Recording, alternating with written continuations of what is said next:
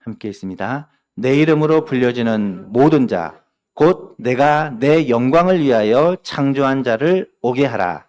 그를 내가 지었고 그를 내가 만들었느니라. 아멘.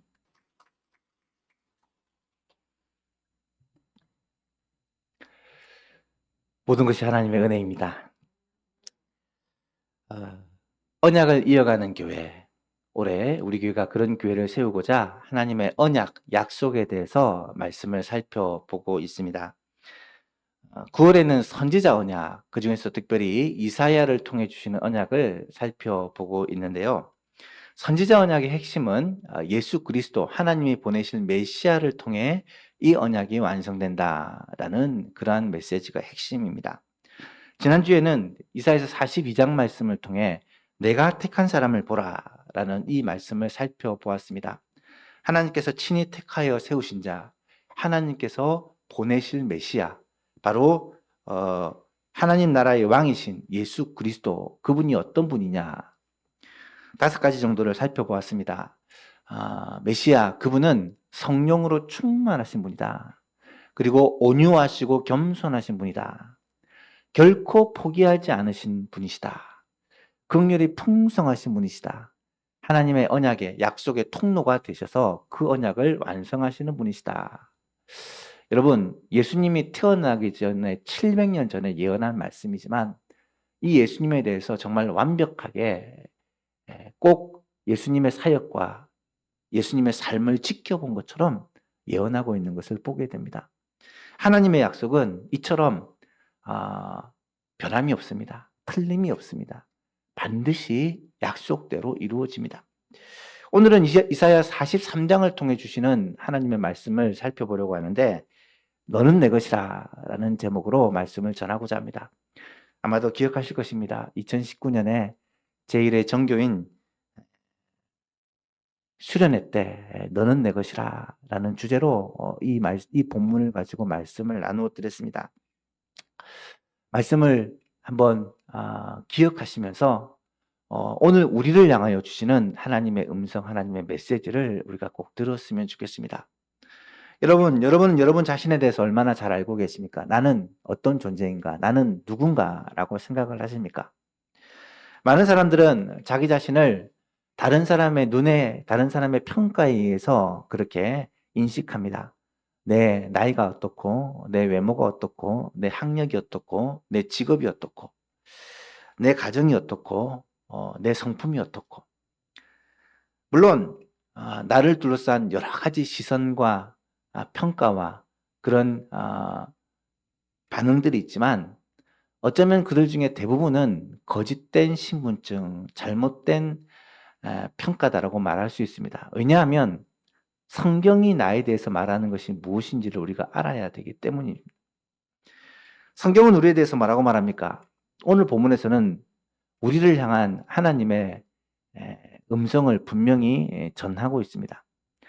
야곱아, 이스라엘아. 물론 이것은 이스라엘 백성들을 향하여 주신 말씀이지만 신약 시대에 하나님의 백성이라고 말할 수 있는 그리스도인 교회를 향해 주시는 말씀이기도 합니다.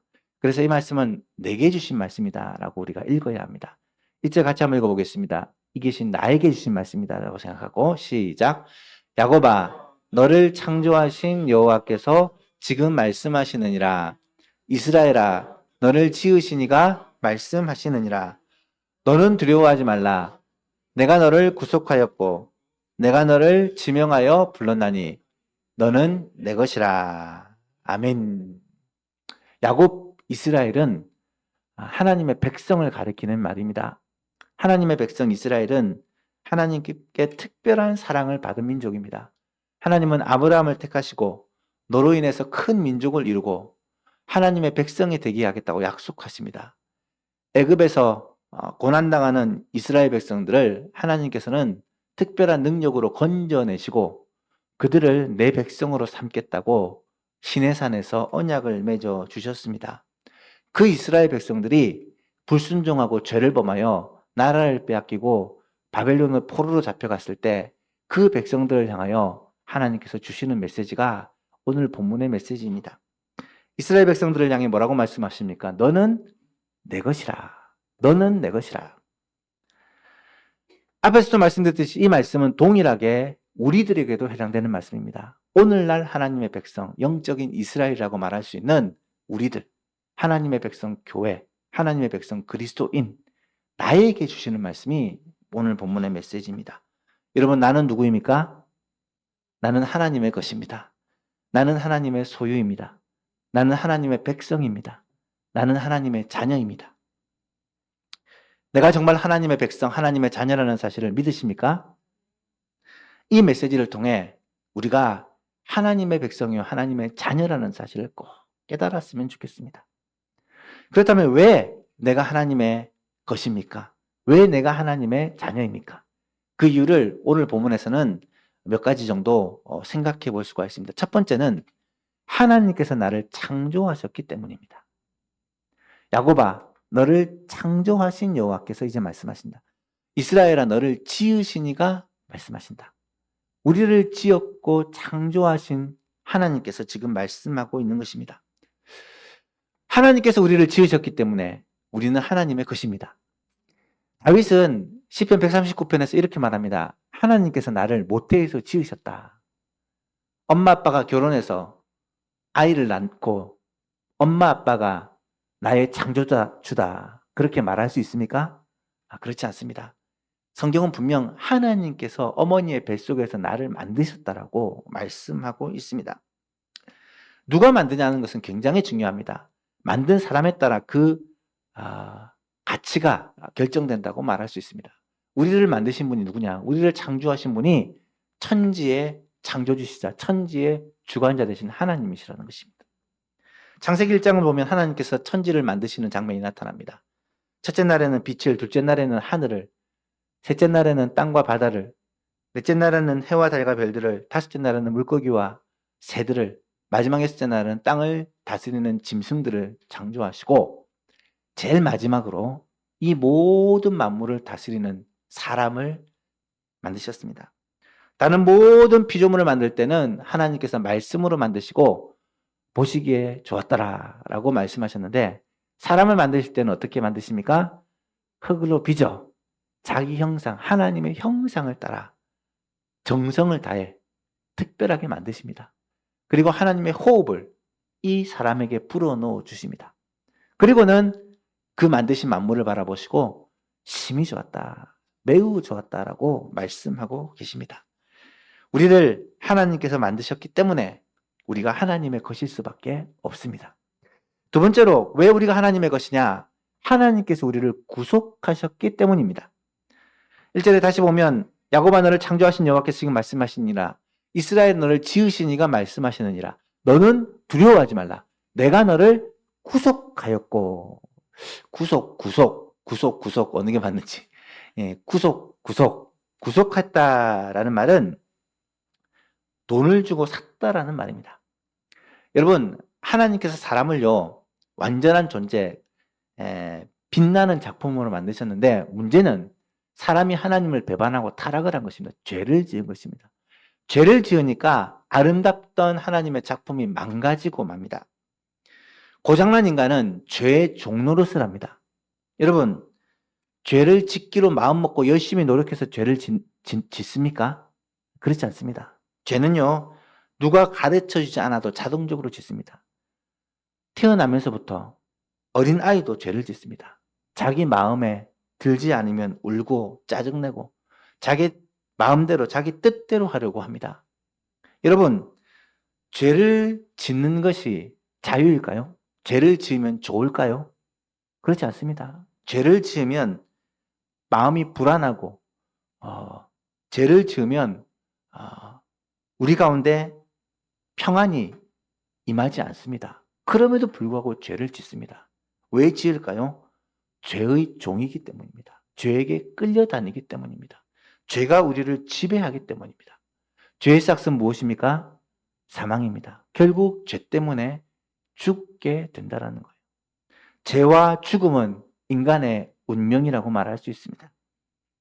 구약시대에는 죄를 지으면 그 죄를 사하기 위해서 어떻게 했습니까? 제사를 드립니다. 제사는 양이나 소 같은 짐승을 대신 죽여서 우리의 죄를 그 짐승에게 전가하고 그 짐승을 토막내어서 불태워 드림으로 죄사함을 받는 것입니다. 여러분, 오늘날에 만약에 똑같은 방법으로 죄를 사함받는다면 어떻게 되겠습니까? 날마다 교회는 짐승들의 죽음으로 그렇게 물들게 될 것입니다. 아마 세상에 있는 짐승을 다 잡아도 우리 죄를 다 사하게 할 수가 없을 것입니다. 그런데 하나님께서는 구속이라는 방법, 값을 치르고 사시는 방법으로 우리를 구원해 주십니다. 여러분, 구속이라는 것은 값을 치르고 사는 것입니다. 하나님께서 우리를 값을 치르고 사셨습니다. 어디로부터 사셨습니까? 죄와 사망으로부터, 마귀로부터 하나님께서는 우리를 사셨습니다. 하나님께서는 어떤 값을 치르고 사셨을까요? 우리는 죄사함과 구원을 공짜로 받지만 하나님은 우리를 살리시기 위해 가장 비싼 값을 치르십니다. 자신의 독생자 예수 그리스도를 이 땅에 보내시고, 독생자 예수 그리스도는 아무런 죄가 없는 분인데 우리 죄를 대신 지시고 십자가에서 죽으셨습니다. 예수님의 생명으로 우리의 죄값을 치르시고 예수님의 생명을 주심으로 우리를 죄와 사망에서 건져내셨다는 사실입니다. 아무 죄가 없으셨던 그분이 우리 죄를 다 지시고 십자가에서 돌아가실 때 3년간 예수님의 돌봄과 사랑을 받았던 제자들은 어디에 있었습니까? 다 흩어지고 도망하고 맙니다. 심지어 예수님은 사랑하는 하나님 아버지로부터 버림을 받습니다. 엘리 엘리 라마 사박다니, 나의 하나님 어찌하여 나를 버리셨나이까. 하나님은 우리의 죄를 사하시기 위해 예수님에게 모든 죄를 다 전가하시고 덮어 씌우시고 예수님이 십자가에서 죽도록 내버려 두셨습니다. 이렇게까지 하시면서 우리를 죄 가운데서 빛으로, 사망 가운데서 생명으로 옮기신 이유가 무엇이겠습니까? 무엇 때문에 예수님께서는 그렇게 하셨겠습니까? 바로 나를 살리기 위해서입니다. 나를 죄에서, 사망에서 건지시기 위해서입니다. 내가 지은 죄를 예수님이 대신 지신 것입니다. 내가 손으로 하지 말아야 할 일을 했기에 예수님이 손에 못이 박히십니다. 내가 발로 가지 말아야 할 곳을 갔기 때문에 예수님이 발에 못이 박히십니다. 내가 머리로 생각하지 말아야 할 생각을 품기 때문에 머리에 가시관을 쓰십니다. 내가 가슴으로 품지 말아야 할 생각을 품었기에 옆구리에 창에 찔리십니다. 예수님이 받은 고난은 사실 내가 받아야 될 고난을 예수님이 대신 받으신 것입니다. 여러분, 이 엄청난 구원, 이 엄청난 은혜를 우리가 어떻게 받을 수 있겠습니까? 하나님은 이 대단한 대가를 치르셨는데 우리가 어떤 노력과 어떤 행위를 통해 이 구원의 은총을 받을 수가 있겠습니까? 아무것도 할 수 있는 일이 없습니다. 정말 우리는 구원을 위해 아무것도 할 수 있는 일이 없으십니다. 그래서 하나님은 우리에게 이 구원의 은혜를 100% 공짜로, 은혜로 허락해 주셨습니다. 아무 조건 없이 우리들을 구원해 주셨습니다. 하나님께서 우리를 구속해 주셨기 때문에, 우리를 값으로 주고 사셨기 때문에 우리는 하나님의 것일 수밖에 없다라는 사실입니다. 세 번째로, 하나님께서 나를 지명하여 부르셨기 때문입니다. 1절을 다시 한번 보시면, 야곱아 너를 창조하신 여호와께서 지금 말씀하시느니라. 이스라엘아 너를 지으신 이가 말씀하시느니라. 너는 두려워하지 말라. 내가 너를 구속하였고 내가 너를 지명하여 불렀나니 너는 내 것이라. 지명하여 불렀다는 말은 무슨 말일까요? 하나님께서 우리를 구원하실 때 예수 믿는 사람은 천국, 예수 안 믿는 사람은 지옥, 이렇게 싹 나누듯이 구원하시는 게 아니라는 말입니다. 하나님께서는 우리 한 사람 한 사람을 찾아오셔서, 아니 태초부터 우리를 구원하시기로 작정하시고 계획하시고 때가 되어 우리에게 찾아오셔서 우리를 택하시고 부르시고 하나님의 자녀 삼으시고 구원해 주신다는 사실입니다. 집단적으로 때로 구원받는 게 아니라 나 한 사람을 하나님은 사랑하시고 지켜보시고 함께 하신다는 말입니다. 사실 이 말씀은 하나님께서 이스라엘 백성들에게 하신 말씀입니다. 야곱아, 이스라엘아. 여러분, 야곱이 누굽니까? 이스라엘 백성들의 조상입니다. 이스라엘은요, 야곱의 변화된 이름입니다. 여러분, 야곱이 왜 이스라엘로 바뀌었는지 아시죠? 야곱이라는 이름의 뜻이 무엇입니까? 뒤꿈치를 잡았다. 발 뒤꿈치를 잡았다. 야케브라는 단어에서 나온 말입니다. 야곱은 태어날 때 먼저 태어나고 싶어가지고 쌍둥이 형의 발 뒤꿈치를 잡고 태어납니다. 여러분, 야곱은 어떤 사람입니까? 야곱의 인생은요, 한마디로 얘기해서 정말 파란만장한 인생을 삽니다. 왜냐하면 야곱은 자아가 굉장히 강한 사람이었기 때문에. 오늘날로 얘기하면 할 수 있다라는 정신으로 자기애가 너무 강하고 모든 것을 노력과 의지로 이겨내는 특별한 사람입니다. 아마 오늘날 야곱과 같은 사람이 있으면 분명히 성공을 했을 그런 사람입니다. 그런데 이 야곱에 대한 하나님의 평가가 어떤지를 성경은 이렇게 말하고 있습니다. 이사야 41장 14절에 보면 야곱을 가리켜 지렁이 같은 야곱아, 지렁이 같은 야곱아. 여러분, 하나님은 이 야곱이 의지를 가지고 노력하고 승리해보려고 잘 살아보려고 이기려고 애쓰는 모습을 마치 지렁이가 꿈틀꿈틀하며 발버둥 치는 모습처럼 보셨다는 말입니다. 하나님 보시기에는 이 야곱의 삶이 하나님 보시기에는 안타까우셨다는 말입니다. 야곱은 평생 머리를 쓰며 삽니다. 평생 속이며 삽니다. 야곱은 형을 속이고 장자의 명분을 빼앗습니다. 아버지를 속이고 장자의 복을 받습니다. 삼촌을 속이고 재산을 불립니다. 꼭 하나님의 인내심을 테스트하는 것처럼 평생 야곱은 잔머리로 자신의 의지로 자신의 노력으로 모든 것을 하려고 합니다. 그런데 하나님은 이 야곱을 택하셨습니다. 그리고 이 야곱을 이스라엘 백성들의 조상으로 삼으셨습니다.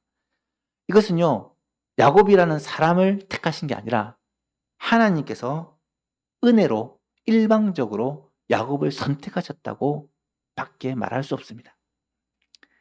그런데 하나님은 야곱을 그냥 사용하지 않으십니다. 이 야곱을 이스라엘로 만드십니다. 여러분, 야곱의 뜻이 뭐랬죠? 발 뒤꿈치를 잡았다. 이 뜻은요, 사기꾼, 속이는 자, 이런 뜻입니다. 이 속이는 자 야곱이 어떻게 바뀌는 줄 아십니까? 이스라엘로 변화됩니다. 이스라엘의 뜻은 뭡니까? 하나님과 겨루어 이겼다라는 뜻이겠죠? 이스라엘은 승리자라는 뜻입니다. 하나님은 속이는 자, 사기꾼 야곱을 승리자 이스라엘로 만드십니다. 하나님께서 야곱을 어떻게 훈련시키시고 어떻게 만들어 가시는지를 성경은 자세하게 설명하고 있습니다. 야복 가까이에서 형과의 만남을 통해 아들 요셉과 베냐민을 통해 하나님은 이 야곱을 다듬으시고 하나님의 백성의 조상으로 만들어 가십니다. 야곱은 고집이 대단한 사람이었지만 하나님의 고집은 야곱보다 훨씬 더 대단합니다. 야곱은 의지가 강한 사람이지만 하나님의 의지는 훨씬 더 강하십니다. 결국 야곱은 굴복하고 하나님 앞에 변화되어 이스라엘이 됩니다. 그리고 그 이스라엘을 통해 이스라엘 백성이 탄생하게 된다는 사실입니다. 오늘 본문은 이스라엘 백성들에게 주신 말씀입니다.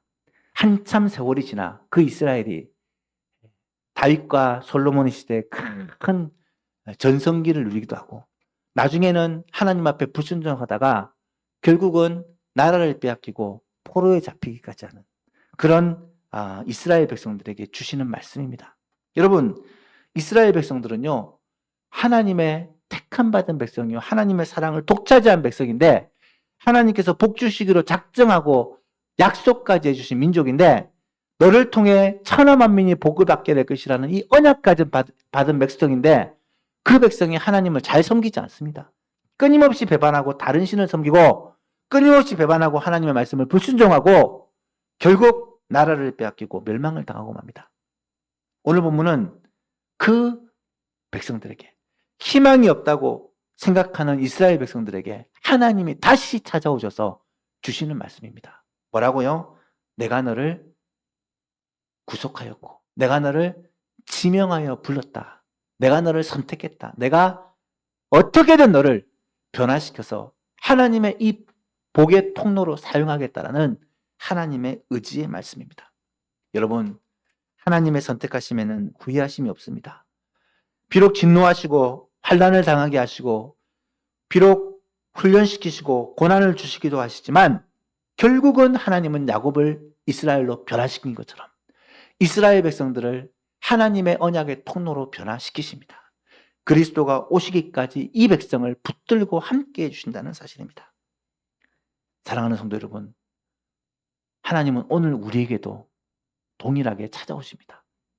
오늘 우리에게도 예수 그리스도를 통해 죄의 사함의 은혜를 베풀어 주시고 하나님의 자녀의 권세를 베풀어 주시고 하나님의 말씀 가운데 살아갈 수 있도록 은혜를 베풀어 주셨건만 끊임없이 하나님 사랑하고 하나님 순종하는 대신에 내 욕심, 내 생각, 세상을 쫓아 미혹을 쫓아 살아가는 우리들에게 하나님은 동일하게 말씀하십니다. 내가 너를 결코 포기하지 않겠다. 내가 너를 반드시 변화시켜 이스라엘로 승리자로 삼겠다. 내가 너를 지명하여 불렀나니 너는 내 것이다 라고 말씀하고 계십니다. 사랑하는 예수만교회 성도 여러분, 이 주님의 말씀을 듣게 될 수 있기를 축복합니다. 내가 하나님의 것이라는 사실을 깨닫게 될 수 있기를 축복합니다. 마지막으로 왜 우리가 하나님의 것입니까? 하나님께서 나를 보배롭고 존귀하게 여기시기 때문입니다. 4절에 보니까 내가 내 눈에 보배롭고 존귀하며 내가 너를 사랑하였다 라고 말씀하십니다. 내 눈에 보배롭고 존귀하다는 말은 하나님이 우리를 정말 귀하게 정말 보배롭게 여기신다는 말입니다. 여러분을 정말로 보배롭고 존귀하게 여기시는 사람이 누구일까요? 아무래도 부모님 아닐까요? 그죠? 나를 가장 귀하게, 나를 가장 존귀하게 여기는 분은 세상에서는 부모님이라고 생각합니다. 정말 누가 나를 위하여 대신 죽어줄 수 있다면 아무리 생각해도 부모님밖에는 생각이 나지 않습니다. 이 세상에서 가장 귀한 사랑이 자녀를 향한 부모의 사랑이라고 말할 수 있겠지만 하나님의 사랑은요, 우리를 향한 하나님의 사랑은요, 그보다 더 귀하고 아름답다라고 말씀하십니다. 하나님은요, 우리를 보배롭고 존귀하게 여기십니다. 그래서 우리를 늘 지켜보시고 함께 하시고 인도해 주십니다. 여러분, 하나님께서 우리를 보배롭고 존귀하게 여기시는 증거가 무엇일까요? 첫 번째로 고난과 역경 가운데서 우리를 인도해 주신다라고 말씀합니다. 2절에 보니까 이렇게 말씀하고 계세요. 내가 물 가운데로 지날 때에 내가 함께 할 것이라. 강을 건널 때에 물이 너를 침몰하지 못하게 할 것이다. 네가 불 가운데로 지날 때에 타지도 않고 불꽃이 너를 사르지도 못하게 하겠다. 여러분, 이 말씀을 잘 한번 묵상해 보십시오. 내가 어디로 가든지 무엇을 하든지 어떤 환난과 공경에 처했든지 하나님이 나와 함께 하시고 나를 지켜주시고 나를 보호해 주겠다고 약속하고 계십니다. 여러분, 지난 인생을 한번 돌아보십시오. 지금까지 걸어온 길, 여러분 혼자 걸어온 것 같습니까? 하나님께서 우리와 함께 해주셨습니다. 왜요? 우리가 하나님의 것이기 때문에. 두 번째로, 결코 잊지 않으시고 항상 지켜보고 계신다고 약속하십니다. 이사야 49장 15절 말씀에 여인이 어찌 그 젖 먹는 자식을 잊겠으며 자기 태에서 난 아들을 긍휼히 여기지 않겠느냐. 그들은 혹시 잊을지라도 나는 너를 잊지 아니할 것이라. 내가 너를 내 손바닥에 새겼고 너의 성벽이 항상 내 앞에 있다. 여러분, 세상에서 가장 고귀한 사랑이 엄마의 사랑이랬죠. 자녀를 향한 엄마의 사랑. 자녀를 위해 모든 것을 줄 수 있는 엄마의 사랑. 하지만 만약에 엄마가 자기 자식을 잊어버릴지라도 나는 너를 잊지 않겠다. 하나님의 사랑은 어머니의 사랑을 뛰어넘는 그런 사랑이라고 말씀하십니다. 내가 너를 내 손바닥에 새겨서 너의 성벽이 항상 내 앞에 있다. 하나님께서 자기 백성을 항상 결코 잊지 않으시고 항상 지켜보신다는 약속입니다. 여러분, 지난 세월을 돌아보십시오. 하나님께서는요, 우리를 결코 잊지 않으시고 항상 돌아보고 계십니다. 지금도 하나님은 우리와 함께 해주십니다. 마지막으로 결국 하나님은 우리를 가장 좋은 길로 인도해 주시겠다라고 약속하십니다. 오늘 5절에서 7절 말씀을 보시면 두려워하지 말라. 내가 너와 함께하여 내 자손을 동방에서부터 오게 하며 서방에서부터 너를 모을 것이고 북방에게 말하기를 내놓으라. 남방에게 이르기를 가두어 두지 말라. 내 아들을 먼 곳에서 이끌며 딸들을 땅끝에서 오게 하며 동서남북 사방에서 내 백성을 다 불러 모으시겠다는 말씀입니다. 7절에 보니까 내 이름으로 불려지는 모든 자 곧 내가 내 영광을 위하여 창조한 자를 오게 하라. 그를 내가 지었고 그를 내가 만들었기 때문이다. 사랑하는 예수만교 교신 여러분, 이스라엘 백성들이요, 하나님의 명령을 불순종하고 우상을 섬기다가 나라를 잃고 세상에 뿔뿔이 흩어집니다. 많은 고난을 당합니다. 하지만 하나님은 그들을 포기하지 않으십니다. 땅 끝에까지 가서라도 그들을 다 붙잡고 다시 이끄십니다. 어디로요? 약속의 땅, 하나님이 약속하셨던 그 가나안 땅으로 다시 이끌어 들이십니다. 그리고 그 민족이 다시 하나님을 섬기게 하십니다. 예수님이 오실 때까지 하나님은 그들과 함께 하시고 보호해 주십니다. 그들의 약속의 땅은 어디였습니까? 가나안 땅입니다. 여러분, 그렇다면 오늘 우리의 약속의 땅은 어디일까요? 오늘 우리에게 약속의 땅은 천국입니다. 천국. 하나님께서는 믿는 자에게 하나님의 나라, 천국을 약속해 주셨습니다. 하나님께서는 이 땅을 사는 날 동안 성도들이 우여곡절, 환난과 어려움을 겪게 될 수 있지만 결국은 그들을 하나님의 나라로 이끄시겠다고 약속해 주십니다. 여러분, 이 땅을 사는 날 동안 얼마나 많은 어려움이 있습니까? 죄의 유혹을 받기도 하고 하나님을 떠나 내 마음대로 살기도 하고 게으름과 나태함으로 하나님께 징벌을 받아 고통을 당하기도 하고 영적 침체에 빠질 때도 있고 영적 방황을 할 때도 있고 세상 가운데서 걱정, 근심, 고민, 불망, 불평을 하며 살 때가 많이 있습니다. 하지만요, 하나님은 그때마다 우리를 붙잡으십니다. 포기하지 않으십니다. 땅 끝에라도 가서 우리를 다시 돌이키십니다. 결국은 우리를 회복시켜 회개시켜 하나님의 나라 천국에 들어가는 하나님의 자녀, 하나님의 백성이 되도록 우리를 붙들고 놓지 않는다라고 약속하고 계십니다. 여러분, 이것이 하나님의 놀라운 은혜입니다. 왜 하나님이 그렇게 하십니까? 왜 하나님이 우리를 끝까지 포기하지 않으시고 인도하고 보호하십니까? 우리가 하나님의 것이기 때문입니다. 하나님의 자녀이기 때문입니다. 사랑하는 예수만교 교신 여러분, 이 은혜를 꼭 깨닫게 되기를 축복합니다. 우리가 하나님의 자녀요, 하나님의 소유요, 하나님의 보물이요, 하나님의 것이라는 사실을 깨달을 때 어떤 상황 속에서도, 어떤 위기 속에서도, 어떤 절망과 낙심할 만한 상황 속에서도 우리는 결코 포기하지 않습니다. 왜요? 내가 하나님의 것이기 때문에. 하나님께서 나를 사랑하시기 때문에. 하나님께서 나를 창조하셨고 구속하셨고 하나님께서 나를 지명하여 부르셨고 하나님께서 나를 존귀하고 보배롭게 여기시기 때문에 이 사실 하나만으로 담대하게 믿음으로 흔들리지 말고 교만하지 않고 늘 주님 바라보며 살아가는 예수만 가족들이 될 수 있기를 예수님의 이름으로 축복합니다. 하나님 아버지, 감사합니다. 내가 너를 창조하였고 내가 너를 구속하였고 내가 너를 지명하여 불렀나니 너는 내 것이라. 내가 너와 항상 함께하며 너를 인도하고 보호하며 너를 보배롭고 존귀하게 여기신다는 이 하나님의 약속의 말씀을 내가 듣게 하여 주시고 마음에 새기게 하여 주시고 하나님의 백성으로 하나님의 자녀로 이 약속 붙들고 살아갈 수 있도록 주님 우리와 함께하여 주옵소서. 추석 명절입니다. 예수망의 모든 가족들 어디를 가든지 무엇을 가든지 하나님이 함께 하셔서 내가 하나님의 자녀라는 사실을 잊지 않게 하여 주시고 내가 하나님의 백성이라는 사실을 알고 담대하게 감사하며 기뻐하며 당당하게 하나님의 자녀로 이 땅을 살아갈 수 있도록 주님께서 그 걸음을 인도하여 주옵소서.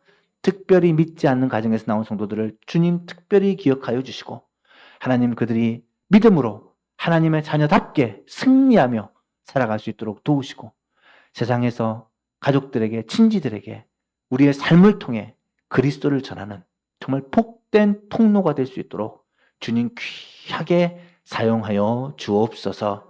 감사드리며 예수님의 이름으로 기도하옵나이다. 아멘.